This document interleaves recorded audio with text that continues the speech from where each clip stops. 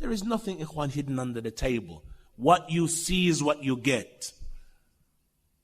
What you see is what you get. And those of you who are familiar with programming and what have you, in the programming world, they refer to it as Wysiwyg. Wysiwyg. Easy to memorize. Wysiwyg. What you see is what you get. That was Salafi. Wysiwyg. The one, ikhwan, who has no hidden agenda, nothing hidden, no secrecy, nothing that has an ulterior motive trying to convey. What you see is what you get. Wuduh, wadih, al-intilaq. The Salafi, ikhwan, will not hide his methodology. He won't make and put on a particular face because of the fact that all of her, kullu ha'ulai ahl al-bid'ah, and he's the only Salafi that is present. La. Yaqul al-haq. And this is where he requires and needs some bravery. He's a jama'ah of mubtadi'ah. And now his opinion is sought, mathalan, in an affair. What does he do? He either acquiesces to their ra'i and to their bid'ah and to that which they are upon, knowing that it is batil, knowing that it is mukhalif to what he actually believes, knowing that it opposes the methodology of the salaf of this ummah, but he acquiesces, just accepts it, and he hides the haqq that he has. Prophet sallallahu alaihi wasallam, he mentioned, أيها الإخوة, as occurs in the hadith of Abu Sa'id al-Khudri, لا يمنعن أحدكم هيبة الناس أن يقول الحق إذا علمه.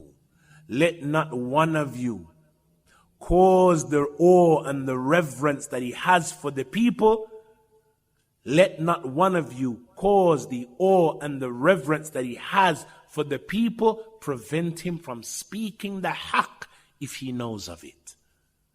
Let not one of you cause the awe and the reverence that he has for the people prevent him from speaking the haqq if he knows of it. And in those pieces of advice that the Prophet ﷺ gave to Abi Dharr, he mentioned to him 7 pieces of advice, but one of them he mentioned to him, وَأَن تَتَكَلَّمَ بِمُرِّ الْحَقِّ, and that you speak with the bitter truth.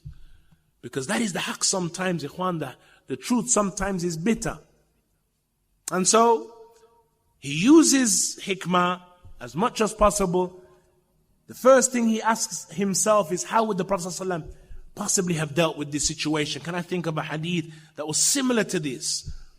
And then how would the Sahaba have dealt with it? Can I think of an instance that is similar to this? This is what guides him, is the ilm. And this is why the people of knowledge, ikhwan, they call to an increase in ilm, because the more we're familiar with the sunnah, familiar with what the Sahaba were upon, familiar with the qasas and the narrations of the salaf, the quicker, ikhwan, those instances come to mind. The quicker we're able to reference them. The quicker, ikhwan, we'll be guided to what they were upon. And so the first thing we ask ourselves is, what would they do? What would they have done? And when it comes to speaking the truth, ikhwan, we never hide it. Salafi is wadih. What was it the Prophet ﷺ mentioned concerning that which he left us upon? تَرَكْتُكُمْ عَلَى مِثْلِ الْبَيْضَاءِ. I left you upon that which is pure and white. And you carriers of that bayda, how are you going to carry it if you're going to hide and conceal it and be afraid? How would the prophets and messengers have conveyed this haqq if they were going to hide and conceal it and be afraid and be taken by peer pressure? How would the likes of the family of Ammar bin Yasir, how would they have conveyed this haqq if they were going to hide and be afraid? Bilal radiallahu anhu, when it was said, when he was punished, and he would continue to say, Ahadun Ahad. And it was said to him, Qul kama naqul. He said, Wallahi lisani la yastati'uhu. He said, my tongue is not able to bear it, to manifest it.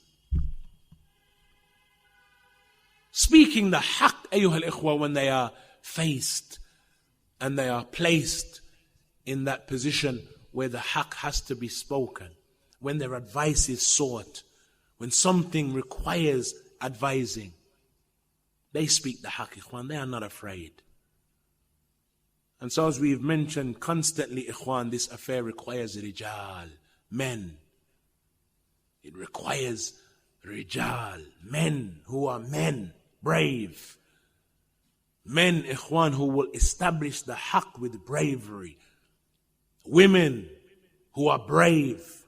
Women like Aisha radiallahu anha, Fatima, Asiya, the wife of Fir'aun. Women who are strong and brave and firm.